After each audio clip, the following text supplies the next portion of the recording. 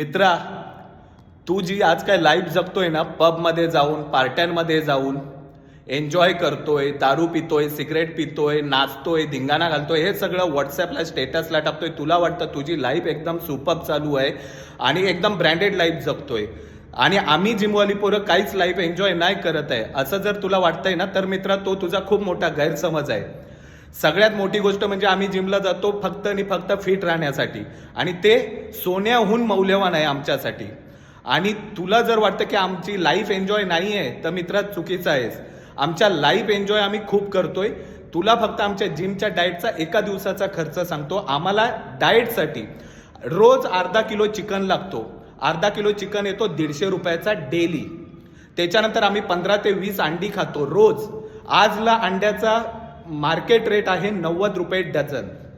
त्याच्यानंतर आम्ही 3 scoop whey प्रोटीनचे घेतो. 3 स्कूपचा डेलीचा खर्च आहे 273 रुपये.